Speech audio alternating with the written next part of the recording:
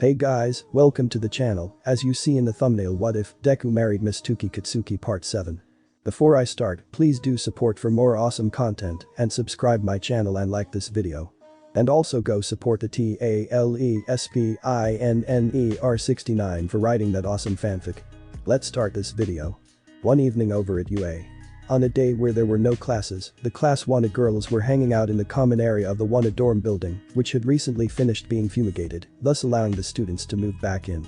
Uraraka, Yaoi Rozu, Mina, Sayu and Hagakure were all chatting like the good friends that they were. Only Kyoka was absent from what would have otherwise been a gathering of all of the wanted girls, something that a certain purple bald-haired boy in their class would have killed for.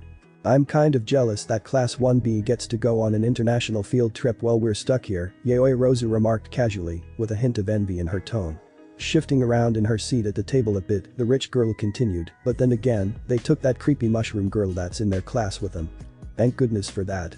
Hagakure cheered in agreement. I swear, she just gives me the shivers sometimes just by being around. Trying to get her fellow girls to calm down, Uraraka said, oh, come on, you two.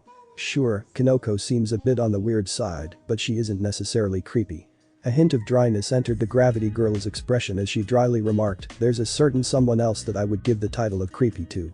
Mina, who was downing the last of some soda that was in the can she was drinking from, said after crushing the can against her forehead, I'm going to assume that you're talking about the pink girl was cut off mid-sentence when a side door in the kitchen area that the girls were in was thrown open, and in walked Kyoka. A miserable look on her face which suggested that the rock lover might start crying at any moment.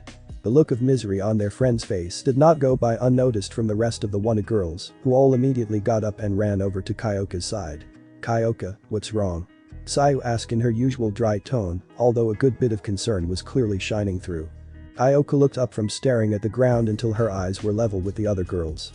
Some of their hearts broke when they saw the sad, miserable look in Kyoka's eyes, which were already watering. Kyoka said in a broken voice, one whose sound suggested that the rock lover had already cried at least once, I messed up. I messed up badly, girls. After they cleaned Kyoka up a bit and sat her down with them back at the table they were sitting at, the other wanted girls all turned their attention to the last member of their group to show up. Just so you know, we're all here for you, Hagakure began to explain in a calm, reassuring tone, no need to be hesitant. She's right, Kyoka, Sayu remarked in a likewise tone, you can tell us what happened, Kiro. Sighing in a mildly wavering tone, Kyoka said, Kaminari Washer was working hard on something. He was not being stupid or anything, and he had no perverted intentions or anything along those lines. Kyoka let out another sigh before she said, and I ruined it. I ruined it by burning a bridge beyond the point of ever hoping to rebuild the damn thing.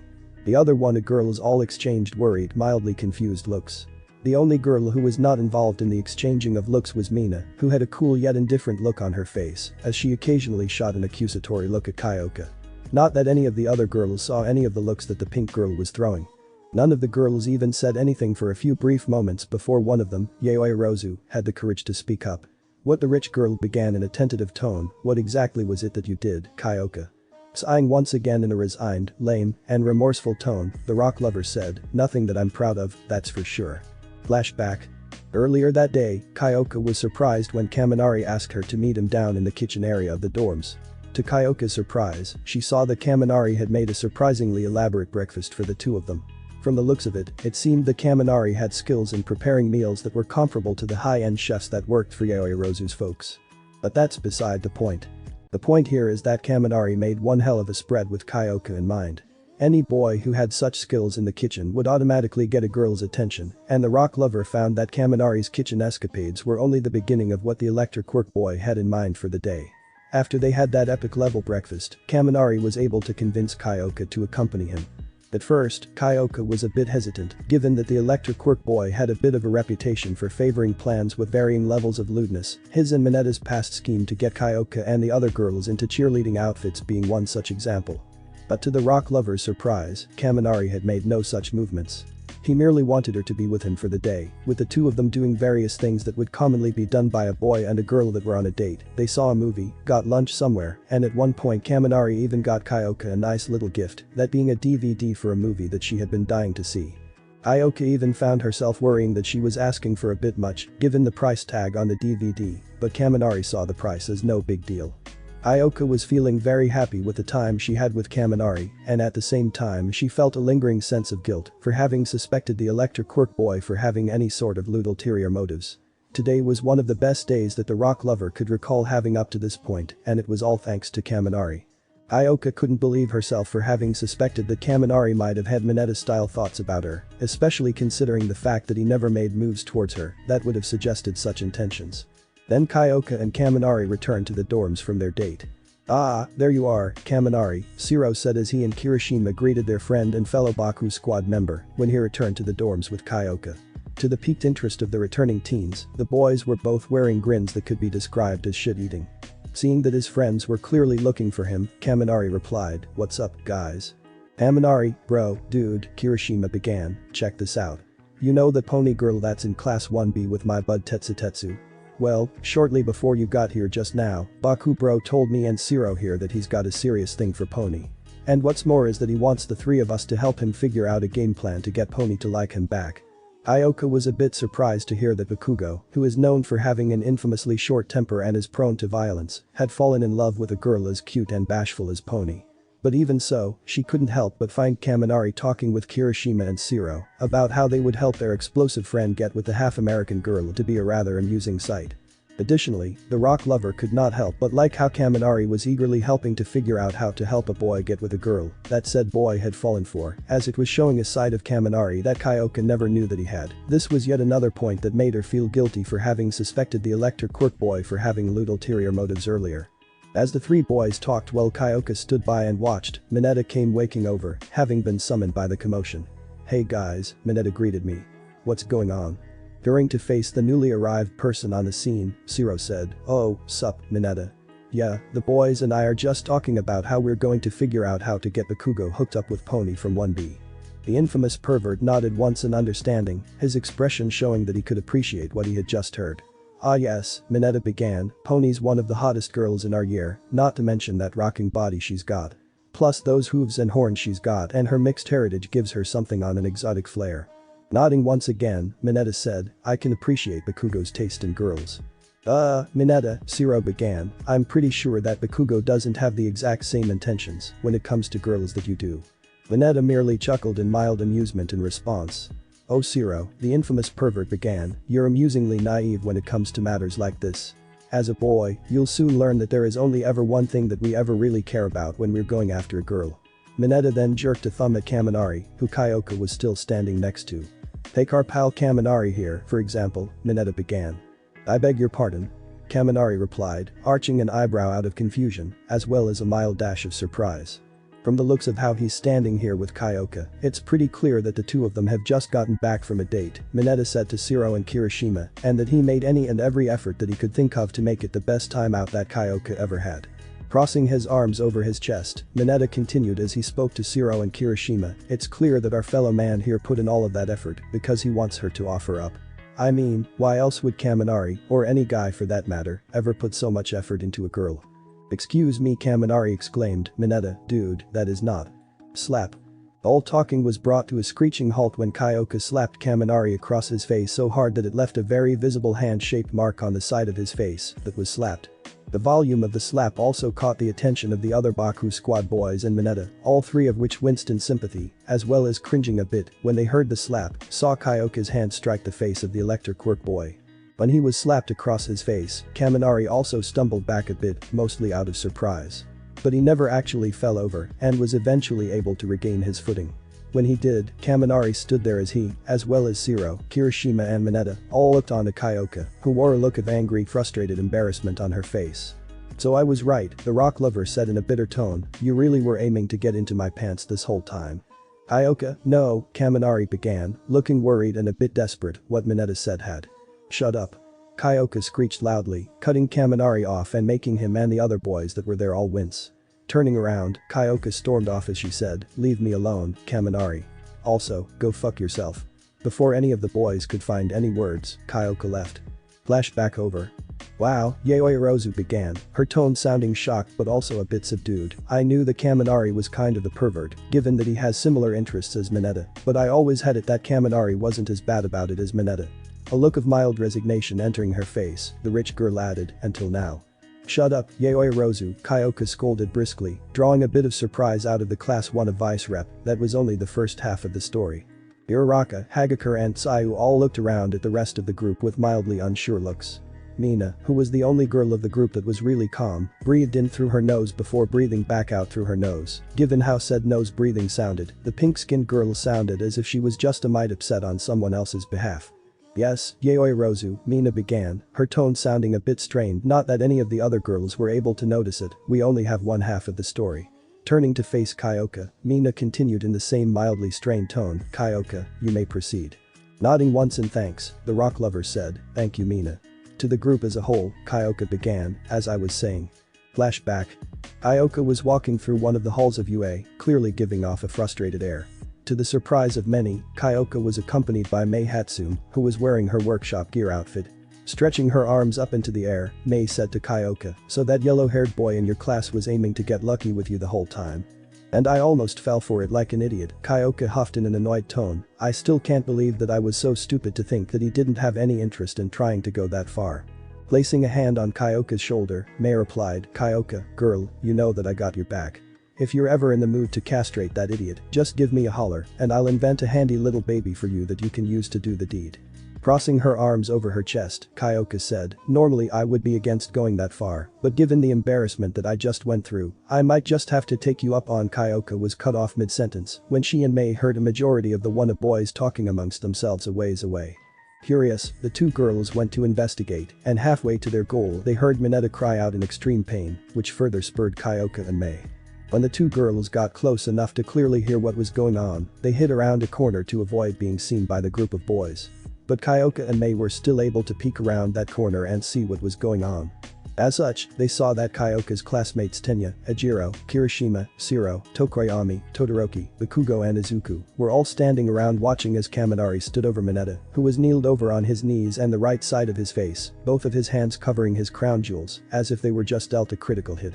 Turning to face Kaminari, Bakugo said with a hint of surprise in his tone, dude, why did you just kick Grapehead in the balls? I mean, don't get me wrong, I don't think that he doesn't have it coming. In fact, I always think that Grapehead deserves to be kicked in the balls on a regular basis. Arching an eyebrow, Bakugo continued, but why did you, of all people, do it? It's his fault, damn it. Kaminari snapped, facing the downed Mineta more than anyone else, even though he was basically talking to all of the boys that were present. The Electric Quirk boy's back was to the hidden Kyoka and Mei, so neither of them could see the tears were slowly falling from Kaminari's eyes. I have been working my ass off since we all started here at UA. Kaminari said, that's friggin' months worth of time, trying to work myself up to try and get Kyoka to agree to hang with me for the day. We actually did that earlier, and we had a blast, and I was hoping that Kyoka would be okay with making it a regular thing between the two of us, which is what I wanted since I want her to go out with me. Gesturing rather harshly at Mineta, Kaminari said, but then this asphic came in and fucked everything up.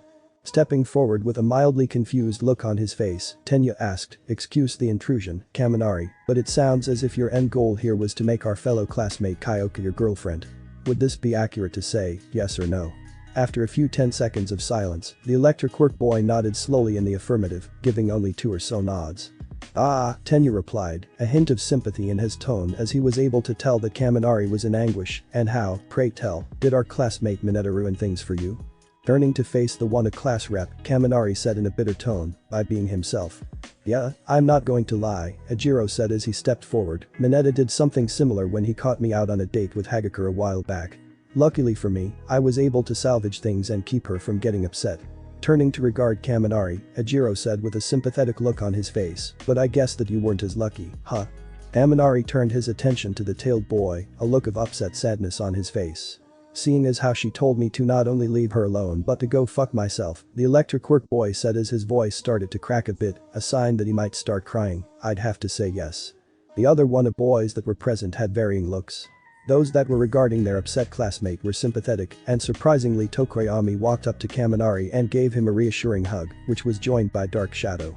As for the boys that looked at the downed Mineta, the looks that they were shooting him made it clear that they held no sympathy for the infamous pervert. Bakugo even walked up to Mineta and kicked him over. Rather hard. From where she hid with Kyoka as they spied on the boys, Mei said, wow, they're really letting Mineta have it. Turning to face the rock lover, Mei said, what do you the inventor stopped mid-sentence when she saw the look on Kyoka's face. it was a look of shock, of surprise. Kyoka also clearly looked horrified with something. "Girl," Mei said, a hint of worry and concern in her tone, "you okay?" Kyoka stammered, tears threatening to run down the sides of her face, too messed up. Before Mei could stop her, Kyoka turned around and took off running, too upset with what she had just gleaned to just stay around that area. Flashback over. "So yeah," Kyoka said to the other wanted girls as she finished her story, as it turned out, Kaminari never actually had any perverted thoughts. He just wanted to have a relationship with me. But I let that little purple pervert get into my head and convince me that all Kaminari wanted was to screw me. Sighing in a resigned tone, Kyoka said, "Like I said, girls. I messed." Slap. The other girls were all shocked when, out of the blue, Mina stood up and slapped Kyoka hard across her face, nearly knocking the rock lover out of her seat. When Kyoka recovered, she, as well as the rest of the girls, all saw that their pink friend had an absolutely steamed look on her otherwise always happy face. Mina's hand that she used to slap Kyoka was still raised, but she lowered it down so that it rested on the table, next to her other hand. "You're damn fucking straight, you messed up, Kyoka," Mina scolded, her angry, mildly growling tone surprising the others, especially Kyoka, who suddenly found a pink index finger pointing right into her face accusingly. "Kaminari treated you like a princess," Mina went on, "he gave you his fucking heart.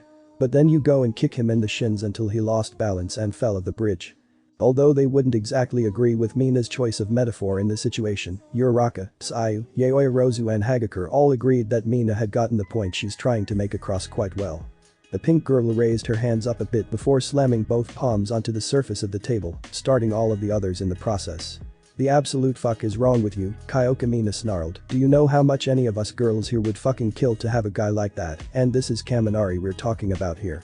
All of the stuff he did for you on that date you guys went on is bound to set him back a bit. Sure, Kaminari's not exactly hurting for cash, but he's no Todoroki, that's for sure." The group was all silent for a few tense moments. The silence wasn't broken until Yaoi Rozu found the courage to speak up. Mina," the rich girl began, a hint of tentativeness in her tone, "I don't think that you're exactly giving things here a proper sniffle." Yaoi Rozu stopped mid-sentence when she, as well as the other girls, all turned to face where Kyoka was sitting, their collective attention caught by the sounds of choked sobs. The rock lover had her head hung, so no one could see her face. But her shoulders shook a bit as she quietly sobbed, and Uraraka was the first, but not the last, to see tears falling down from Kyoka before splatting against her lap. "As she's right, Yaoi Rozu," Kyoka sobbed quietly, "Mina's got a point. I screwed things up really badly here. So what do we do now?" Hagakure asked, a hint of trepidation in her tone, "Is there a way that we can try to fix things here, even if it's only so Kyoka can apologize?" Crossing her arms over her chest, Mina let out a frustrated humph before saying, "Luckily for you girls, I just so happen to be the expert in relationship advice. It was me who told Izuku about that cozy little cafe that he went to on his first date with Mrs. Bakugo." When a bit of a smile appeared on her lips, the pink girl said, "He told me that his first date went perfect thanks to my recommendation of that cafe. I still find it hard to believe that Izuku is dating Bakugo's mom now," Uraraka remarked as she crossed her arms over her chest.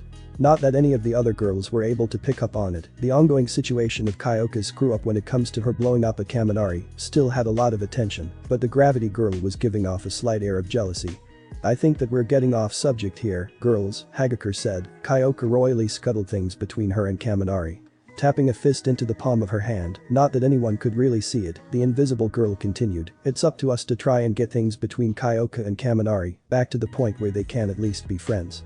Yaoi Rozu, with a curious look on her face, asked, "We aren't aiming to try and get Kyoka together with Kaminari?" "Ha." Mina laughed, her tone clearly sarcastic, after what Kyoka did to the poor guy. "We'd be lucky if he's willing to hear Kyoka out and accept an apology from her." Gently shaking her head, the pink girl continued, "As sad as it is, Kyoka screwed things up way too badly for there to be any reasonable hope of her and Kaminari actually getting together." Clapping her hands together, Mina said, "Alright, girls, get together." As the other wanted girls all huddled up to their pink classmate, she said, "Here's what we're going to do." The following day during class, Azawa had to leave the class for a bit, thus allowing the 20 students of wanted to converse amongst themselves. "Oh, Izuku," Sato said as he walked over to the green-eyed boy and handed him an index card that had some writing on it, "Here's that recipe for lemon cake that I told you about. Make this for your girlfriend, and she's guaranteed to love it." "Oh, thank you, Sato," Izuku replied as he gratefully accepted the cake recipe from Class 1A's confectionery master. Giving Sato a curious look, Izuku asked, "But are you sure that Mitsuki will like lemon-flavored cake?" Jerking a thumb over in Bakugo's direction, Sato explained, Bakugo told me that his mom's favorite flavor of cake is lemon. It's part of where he gets his own preference for lemon-flavored cake from. At least that's what he told me. Leaning to his side a bit so that he could see Bako, Izuku said, thanks for helping out with this, Kaken. Bakugo didn't say anything, although he did, without even looking, flipped Izuku the bird, knowing where in the classroom the green-haired cinnamon roll sat, so he didn't have to look to aim the bird. Since it was essentially a free period at the moment, the WANA students were milling about the classroom, hanging out with each other as they wished. As such, the WANA girls were all huddled together, conversing amongst themselves. So we're agreed, Mina said to the others as she held up a small, folded note. We get this note Kyoka wrote to Kaminari in the hopes that he'll read it and be able to talk to her about what happened, thus giving them a shot to at least be willing to be friends. But here's the thing, Hagakure began, how are we going to get it to Kaminari without arousing any suspicion from the boys? At that prompting, the pink girl laughed a bit. Luckily for us, Mina began to explain, not only am I part of this crew, but I'm also part of the same crew as Kaminari, Bakugo, Kirishima and Shiro. Shooting Kyoka a quick severe look before settling back down, Mina said, that's part of why I was so pissed at you for the stunt you pulled after all that Kaminari did for you. To the girls as a whole, Mina continued, all I have to do is slip the note into a place that Kaminari is bound to find it in, and before you know it, he'll be willing to hear Kyoka out. That sounds as good of a plan as any, Sai remarked, tipping a finger against her mouth in her usual style as she spoke, I say go for it Kiro. Mina nodded in confirmation before she walked over to where Kaminari was at in the classroom. The electric quirk boy was currently talking to Bakugo, Shiro and Kirishima about something, which Mina did not know until she was close enough to hear Bakugo say, gets back from the field trip her class took to the United States. What do you guys? The explosive teen stopped short when he saw Mina had just shown up. Oh, hey Pinky, Bakugo greeted casually, I was beginning to wonder when you'd show up, especially since I'm discussing with the guys here on how I can get Pony to want to go out with me. Bakugo, trust me, I'm going to be all over helping to hook you up with your dream girl, Mina said as she was able to discreetly slip the note Kyoka wrote into a book on Kaminari's desk. In fact, you could not have asked for anyone better than me to help you out, Mina continued, you know I'm the master when it comes to making things go smoothly for relationships. Rolling his eyes a bit, Bakugo replied, yeah, Pinky, I know. You told Deku about that cafe that he took my mom to. Arching an eyebrow in a manner that conveyed a bit of curiosity, the explosive teen asked, by the way, you don't suppose that Pony might like going to that cafe, do you? Anything would help.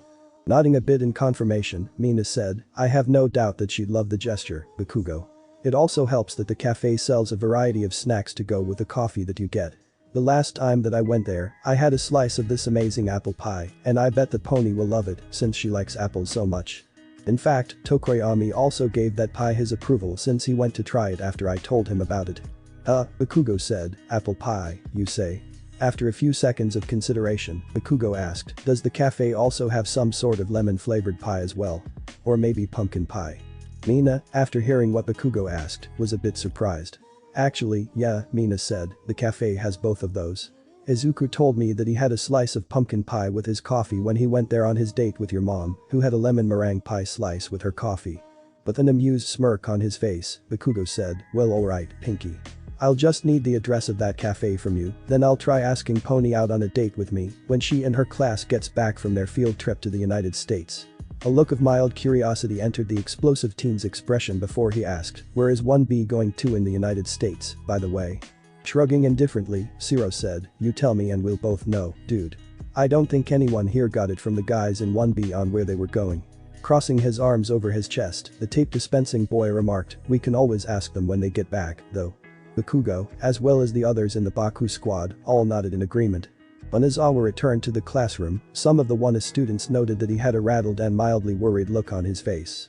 The underground hero then dismissed them for the rest of the day, saying that he and the other members of the UA staff need the rest of the day to discuss a rather troubling emergency situation. Since Izawa said that the whole of the school's staff had to discuss an emergency situation, that told them that all of the students at U would be out of classes earlier than normal. Granted, some of the WANA students, especially those who were able to notice the look on their sensei's face such as Izuku, Tenya and Yaoi Rozu, questioned what was going on, only for them to be told by Izawa that it's classified information that they would get something of a glimpse of in a few days anyway. That just gave the smarter, more questioning students of the class even more reason to wonder, and both Izuku and Yaoi Rozu began to worry considerably. Tenya was also worried, but not to the same extent. As for the rest of Class 1A, they were all happy to get out of class early, with some of them, such as Bakugo and his squad, all cheering for the early release. Aizawa told his students to just gather their things and get going, muttering something about Sekijiro's brat Monoma having to be the one responsible that only Izuku was able to pick up on. The green-eyed boy had a strong yet worrying feeling that what he heard Aizawa mutter to himself must have something to do with what was going on, and he made a mental note to look into it if he could later. The Wanda girls decided to leave the classroom as a group, all of them having agreed to hang out after class. After Aizawa had left the classroom, the 20 students of Wanda were all gearing up to leave, and the girls of the class were all at the door. However, before they could leave, the girls heard Kaminari's voice call out, "Hey, Kyoka." The girls turned around and saw that Kaminari was standing there, a mildly unsure look on his face that showed that he still wanted to give what he was going to try to do a chance. I found that note you wrote in my textbook as I was putting my stuff away," the electric quirk boy began in an unsure tone, scratching the back of his head as he spoke. Look, Kyoka." Letting out a resigned sigh, Kaminari said, "I'm going to be honest. You really did a number to me when you lashed out that day we had that date. I never had any of whatever sort of ideas Mineta might have put into your head. All I wanted to do with you was to have what Ijiro has with Hagakure, what Izuku has with Bakugo's mom." I'm hesitating a bit before he went on, Kaminari said, "I'm sorry that it didn't work." "No, Kaminari," Kyoka began, gently shaking her head, "don't apologize. You aren't the one that screwed things up here. I am." Kaminari had an unreadable expression as he listened to the earphone jack girl, looking serious as he considered her words. Letting out another resigned sigh, Kaminari said, "Look, Kyoka, still being honest here. I still like you." This confession drew a surprised look out of not just Kyoka, but the other Wanda girls as well. "I mean, why wouldn't I?" The electric quirk boy continued, "You are still one of the cutest girls at school here." Mina opened her mouth to try and say something, but before she could get even one word out, Kaminari held a hand up to cut off any response from any of the girls. But still, Kaminari went on, I'm still hurting from what you did, especially after all that I did. I just don't feel at this point that I can try for that with you again." Both Kaminari and Kyoka both had sad looks on their respective faces. It was during that when a slight hint of hope entered Kaminari's expression. "Although I really appreciate your attempt to try and apologize," Kaminari said, "and I'm pretty sure that we can swing being friends like what you asked in the note." Hearing that Kaminari was accepting the apology from Kyoka, that he was still willing to be friends with her, brought a measure of relief to all of the girls, Kyoka herself especially. "Anyway," Kaminari said as he turned to leave, "I need to go meet with Bakugo, Shiro and Kirishima. You're probably going to want to come along for this as well, Mina." "Right," Mina replied with an affirmative nod as she followed Kaminari out of the classroom, leaving the rest of the Wanda girls behind. After Kaminari and Mina were gone, Kyoka turned to face the other girls and let out a resigned sigh. "Well, at least Kaminari accepted my apology," the rock lover remarked, "given what I did, I think that's as best as I'm going to get." As the other girls tried to reassure Kyoka that there may be some slight chance much later down the line that she and Kaminari might have the chance to try and become an item again, Mineta came over to the girls. "Hey girls," the infamous pervert greeted, "what are you all talking about over here?" The girls all turned to regard Mineta, and all of them had bitter, angry expressions on their faces, Hagakure too, but no one could see it, with Kyoka's expression being the harshest of the looks being sent towards Mineta by far. Seeing all of the girl turn to face him like that drew a bit of alarm out of Mineta. "What did I do?" Mineta asked in a defensive tone. At that prompting, Kyoka quickly turned to properly face Mineta, then she swung her right foot up quickly so that it struck Mineta right in his hidden treasure, scoring a critical hit. The crippling blow sent Mineta sprawling onto the floor, covering his little Mineta with both hands as he gasped in pain. As the girls all looked at the downed Mineta, without even the tiniest sliver of sympathy for the purple ball-haired boy found from any of the girls, Yaoyorozu laid a hand on Kyoka's shoulder as the earphone jack girl breathed through her nostrils rather forcefully, a clear sign that she was in a very foul mood when it comes to Mineta.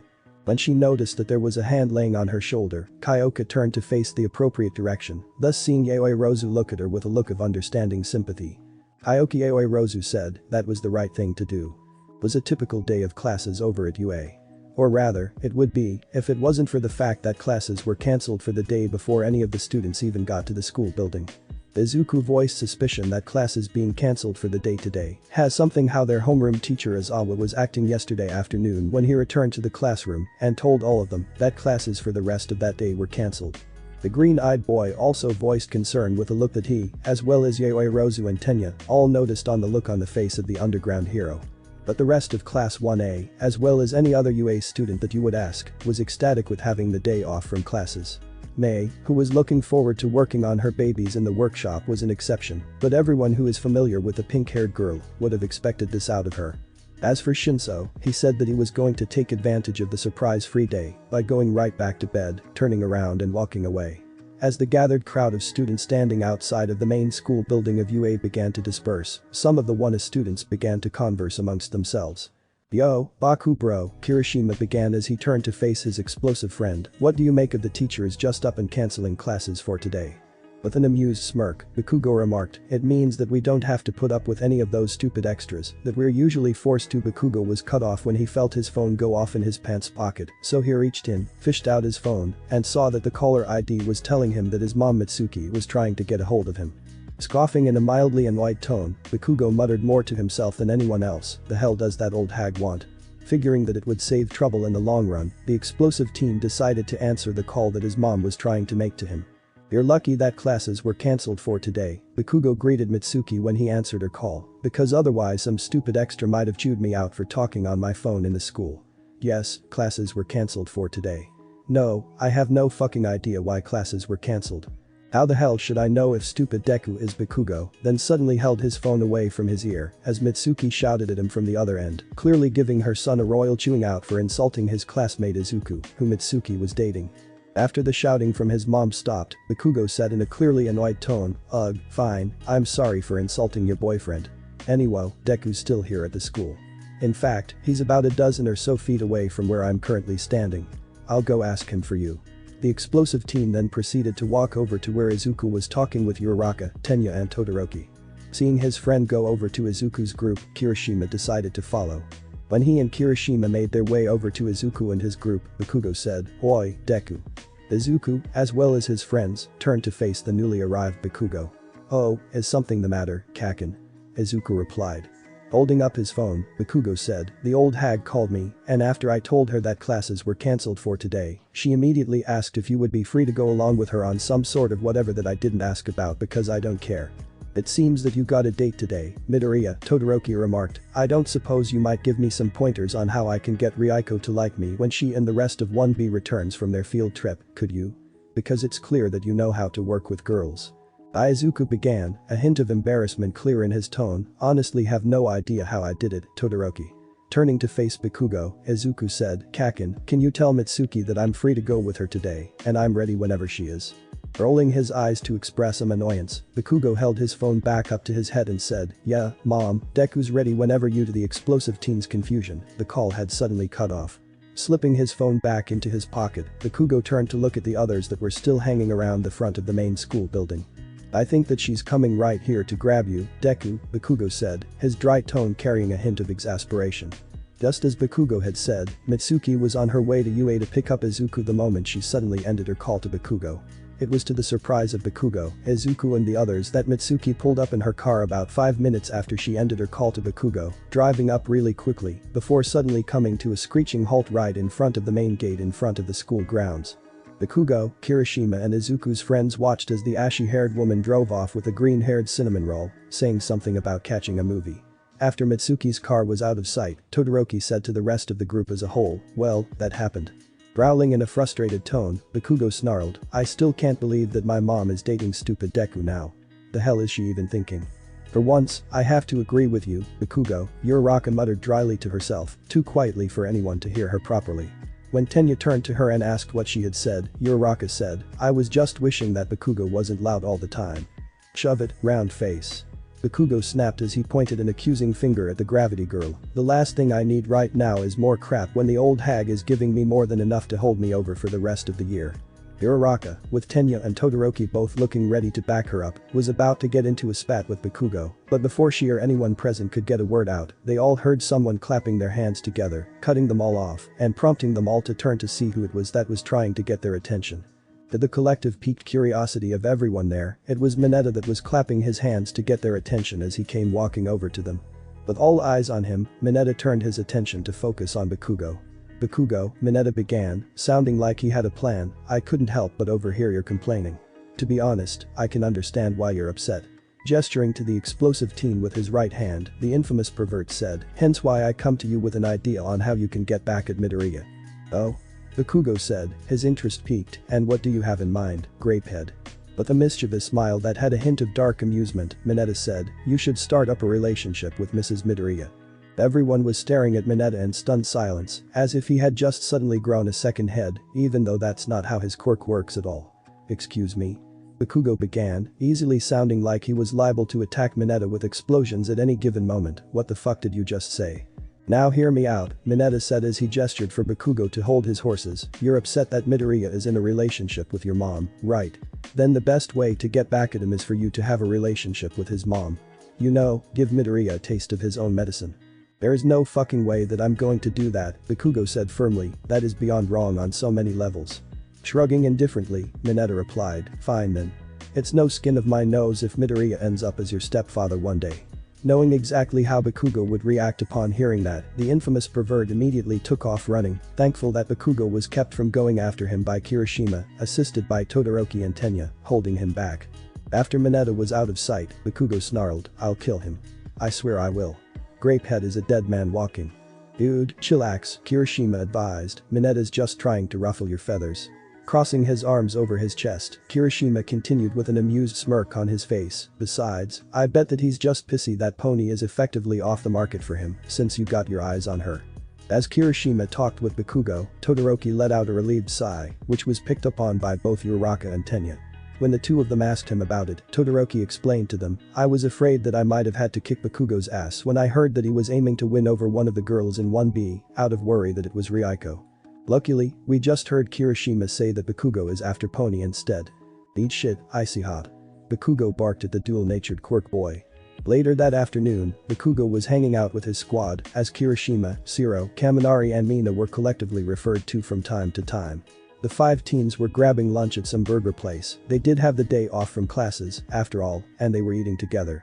To the piqued interest of the boys, Mina was reading a book during lunch. Hey Pinky, Bakugo said, getting the pink girl's attention. Pointing to her book, the explosive teen asked, the hell are you reading? Oh, you mean this? Mina asked as she held up her book to emphasize it. It's a book that is a collection of personal stories various people submitted about times that they have had with one of their grandparents. Looking back into her book, Mina continued, all of the little short stories in here are really touching, and this one in here about a Michigan boy named Lincoln spending the day with his grandfather kind of brings a tear to my eye, since it reminds me of my late grandfather from my dad's side of the family. What the hell is a grandfather? Bakugo asked, drawing surprised looks out of his squad. For that matter, what the hell is a grandparent? Nearly snorting some of his sports drink he got from the soda fountain out of his nose, Kaminari said, Bakugo, dude, please tell us that you're joking. Giving Kaminari and the rest of the squad a deadpan look, the explosive teen dryly replied, does it look like I'm joking, Kaminari? Bakugo, Mina began, a hint of mild concern on her face, don't you have any grandparents? Since I have no fucking clue what those are, I'm going to have to go with no, Bakugo replied. Aku bro, dude, Kirishima began, the look on his face being comparable to that of Mina's, a grandparent is the parent of your parent. Your mom's mom and dad would be your grandmother and grandfather, and your dad's mom and dad would also be your grandmother and grandfather. The explosive teen looked at his red-haired friends with a confused look. My parents also have parents. Bakugo said, then he promptly scoffed in an annoyed tone before saying, so what, does that mean that my mom's folks are even bigger assholes than her, and my shitty dad's folks are even more spineless than he is?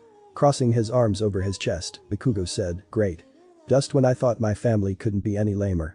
Shiro said, do you even know anything about any of your grandparents? Giving the tape dispensing boy a wry look, Bakugo replied, what do you think? Bakugo's squad began to converse amongst themselves in a group huddle, leaving Bakugo out. The explosive teen watched on as the huddle continued, a mildly annoyed scowl on his face. When the huddle broke and the others all looked at Bakugo, Kaminari said, Bakugo, bro, dude. As much as this might piss you off to hear me say it, I think you ought to try calling your dad and ask him about his parents. Then ask your mom about hers afterwards, Shiro added. Sighing in an annoyed tone, Bakugo said, you know what, guys? I'll humor you. Bakugo fished his phone out, dialed his dad's number in, and waited for the call to go through. After a few seconds, the other end picked up, and Bakugo heard his dad Masaru greet him in a pleasantly surprised tone. Yeah, Bakugo remarked, I did great in the recent tournament where stupid Deku won by ringing me out. At least he wasn't fucking sandbagging me, so I'm happy with that second place medal. But that's not why I called you, Dad. Taking in some air before breathing it out, Bakugo said, I want to know about your parents, Dad. You know, my grandparents from your side. Hiroshima, Shiro, Kaminari and Mina watched as Bakugo listened to Masaru talk on for about 15 minutes before having to end the call so he could attend to some work, but not before telling Bakugo that he could come by his apartment later to learn more about his grandparents from his, Masaru's, side of the family. After the call with his dad ended, Bakugo immediately called up his mom, who was getting lunch with Izuku at a place that served pizza at the time he called her, and asked her about her parents, his grandparents from her side of the family.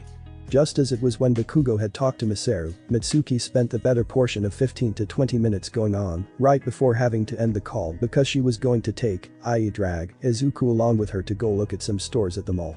After the call with Mitsuki ended and he slipped his phone back into his pocket, Bakugo said, "Well, it turns out that all 4 of my grandparents died from various causes before I was born, with my grandfather from my mom's side being the last to go due to kidney failure, about 3 months before I was born." Not that any of his squad had noticed it, but a hint of longing to know something flashed in the explosive teen's eyes, mixed with a bit of sadness. Giving Mina a curious look, Bakugo asked, "Hey Pinky, would you mind if I borrow that book of yours?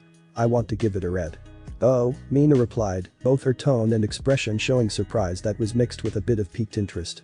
Handing her book over to Bakugo, Mina said, "Here you go. You can return it whenever." The explosive teen, without any of his usual attitude, nodded in thanks as he received the book from Mina. Later that evening, Bakugo was sitting on his bed in his dorm room at Heights Alliance, the book he borrowed from Mina earlier in the day resting on his lap, open to one of the last pages. Bakugo flipped one of the pages over to continue reading, and after about a minute, he ended up closing the book, a sign that he had read the entirety of it. With the book's back cover facing up to Bakugo, he just sat there on his bed, contemplating all of the short stories that he had just read about people talking about at least one of their grandparents. The teardrop fell from Bakugo's right eye and onto the book's back cover, splattering a bit. That was followed by a few more tears, which were accompanied by some soft sniffling from Bakugo. The explosive teen was shaking very mildly, his shoulders trembling a bit as he was overcome by all of the stories he had just read, all of the experiences that he found himself wishing that he had, yet he didn't have any like them and never will. "Damn it," Bakugo said softly in a sad tone, his voice mildly broken by his crying. The following day also saw the students of UA having the day off from classes. Although more than the bare minimum were now beginning to wonder what exactly was prompting the teachers and Principal Nezu to cancel classes so much in a row, the vast majority of the students were still happy as clams to have no classes to worry about.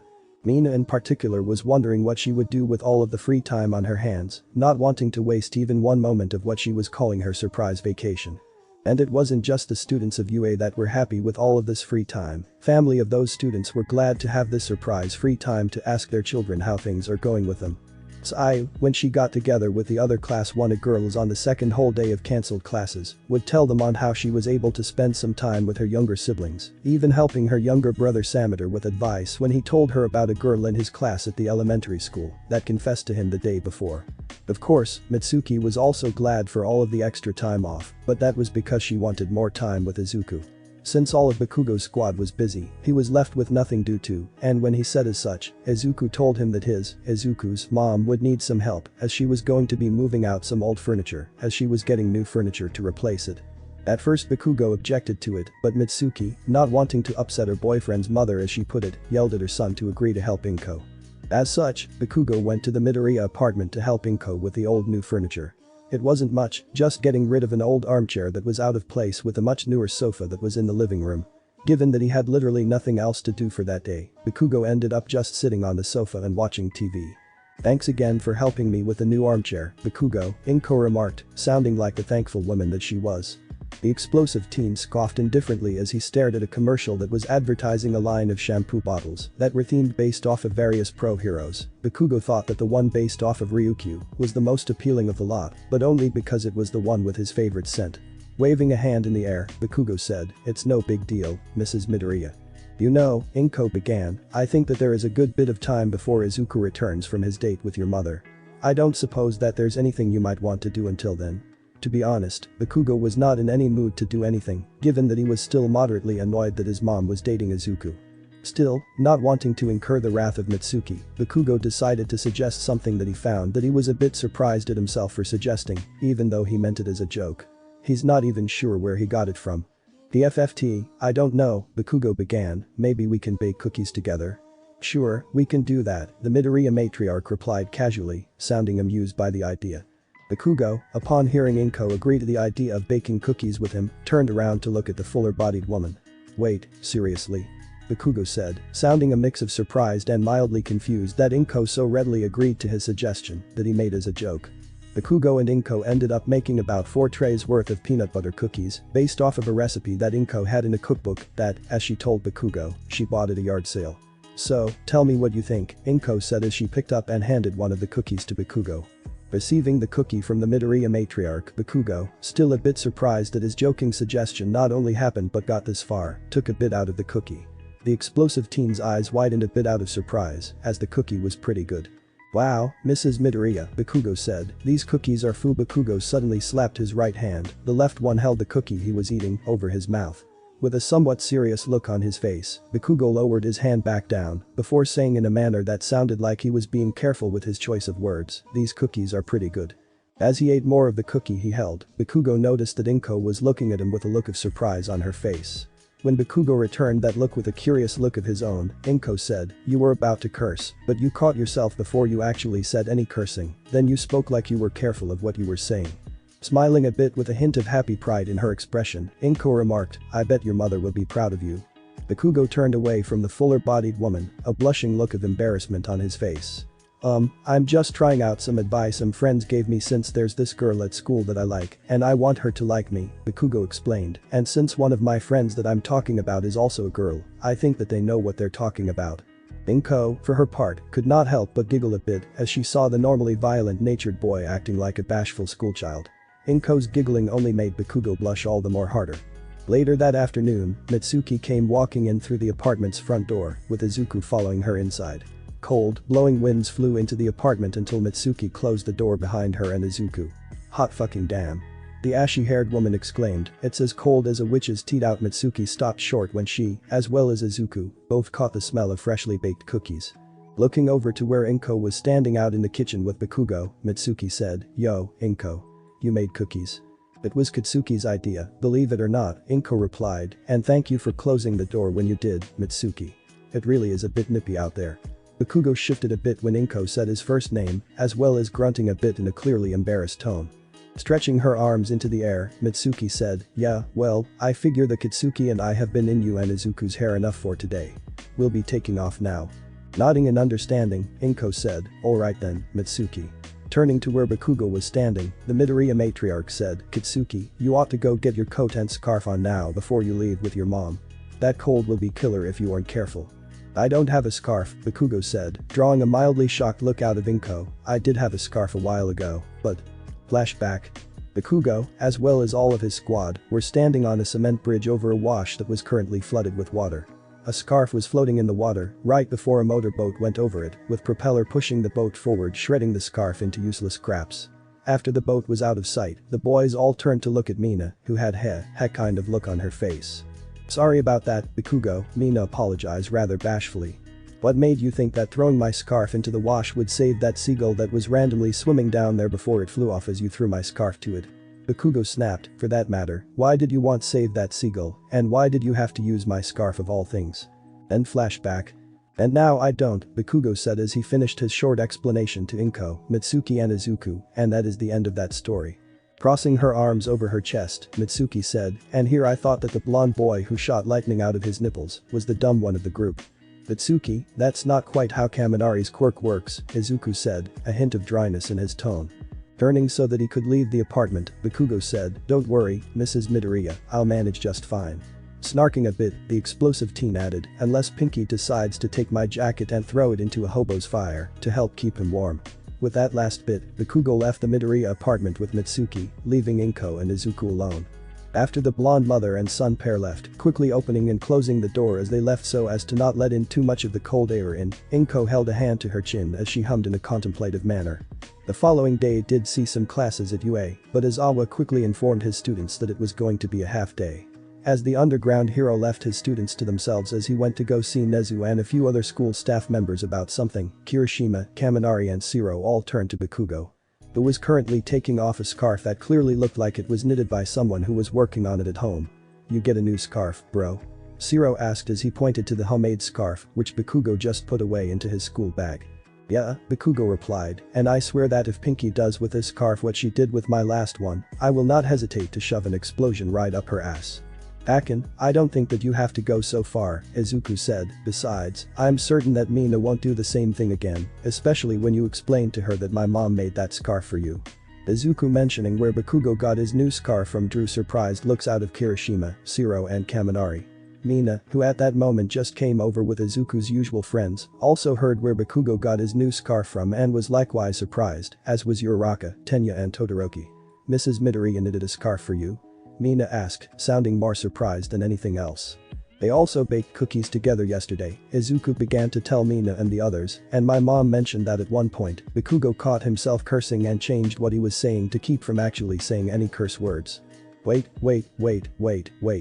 Mineta said suddenly as he came walking over, apparently having heard everything. To Bakugo, the infamous pervert said, you watch your language around her, bake cookies with her, and she even knitted you a scarf. Bakugo, when I suggested to you that you ought to start up a relationship with Midoriya's mom, I was expecting you to make her your girlfriend, not your grandmother. The hell does it matter to you what kind of relationship I have with Mrs. Midoriya, Grapehead? Bakugo snapped angrily, besides, I have no interest in her like you're suggesting. I'm already aiming to go after a girl here at UA. Crossing his arms over his chest, Mineta said, yeah, I heard. Frankly, I have to give you credit for liking a girl as hot and spankable, as Mineta was cut off mid-sentence when Bakugo quickly swung his right foot up into Mineta's hidden treasure, scoring a critical hit and making Mineta kneel over on the floor of the One classroom. Hoving his injured member with both of his hands as he gasped in pain and fell over onto his left side.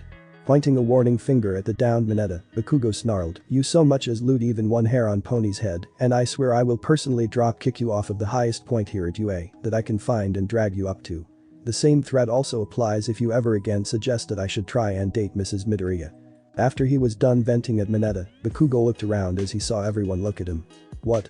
Bakugo asked, arching an eyebrow. Just so you know, Todoroki began to the explosive teen, I would have done the exact same thing if Mineta made any such movements towards Ryuko. I cannot, as class rep, condone your actions that you took just now, Bakugo, Tenya said as he pushed his glasses up the bridge of his nose a bit, but I also cannot condone the behavior of our classmate whose scrotum you just assaulted with your foot. Therefore, I won't be bothering to scold you. Scoffing in an indifferent tone, Bakugo said, whatever, glasses. Turning to face Bakugo, Izuku said, Kakin. When Bakugo turned to face Izuku, the green-eyed boy said, thanks for not being rude or anything to my mom. Bakugo's expression softened just a bit. Well, she did make me a new scarf, the explosive teen said, and she's a hell of a lot nicer to me than my mom is. His eyes narrowing a bit, Bakugo said, seriously, Deku. What the fuck does my mother even see in you, especially given that you're a few months younger than me, and you're less than half her age? Izuku could only shrug in a manner that showed he had no idea what the ashy-haired woman saw in him. Just forget it, Bakugo said, a hint of resigned frustration in his tone as he turned to go back to his desk. However, he stopped a few steps away from his desk, his back turned to face Izuku and the others. Can you tell her that I said thanks again for the scarf? Bakugo asked, if I don't see her first before you do. Izuku couldn't help but smile in a touched manner as he saw a side of Bakugo he felt was there all this time, yet hadn't seen the light of day in many years. Seeing it now at last, the green-eyed boy was glad, and he had his mother to thank for this, for getting through to Bakugo, even though that wasn't exactly the plan when Bakugo spent the day with Inko yesterday. Similar to Izuku, the others who were watching this unfold were likewise surprised, all of them having no idea that a side of Bakugo such as this even existed. Izuku nodded a bit in understanding as he was about to tell Bakugo that it wouldn't be any problem at all. However, before the green-haired cinnamon roll could even get one word out of his mouth, Aizawa opened the door and strode into the classroom, the suddenness of his entering, as well as how loud and forceful he was being, caught the attention of everyone in the room. Pointing to where Mineta was still laying on the floor after he was kicked in the balls by Bakugo, the underground hero said, Mineta, get back to your seat now. I'm about to go over something of significance with the whole of the class, and I don't need you laying on the floor. What's going on, Aizawa-sensei? Yayoi Rozu asked. You all know how classes here at UA for the last few days have been cancelled, and that today is just a half day. The underground hero began, immediately catching the attention of his students, especially the ones that were worried about what's been going on behind the scenes for the last few days. Well, it has to do with an incident involving your schoolmates in Class 1B during their field trip to the United States. Long story short, 1B will be back here in Japan later today, you all are going to the airport to pick them up and help them as needed, and Sekijiro and I will work with the rest of the staff here to take care of damage control. Damage control. Izuku said suddenly, sounding very much alarmed. Gently shaking his head, Aizawa said, the other teachers and I will explain things as they are needed. All that I ask of you all is that you do not try to dig into what happened over in the United States. The teachers and I will be handling that. Anyway, you all are coming with me to the airport now to receive Sekijiro and his class. Come along. Without another word, Aizawa turned to leave the 1A classroom. The students of 1A, looking around at each other more out of confusion and, in the cases of Izuku, Yaoi Rozu and Tenya, notable concern. Regardless, the 20 heroes in training did as they were told by Aizawa and, without a word of complaint or argument, they all got up, Mineta with some difficulty, and followed their teacher out of the classroom, out of UA as a whole. Thanks for watching this video. If you really enjoy this video, like, subscribe, and comment down below, and turn on that bell notification. Don't forget to support the TALESPINNER69 for writing that awesome fanfic. See you in the next video. Goodbye.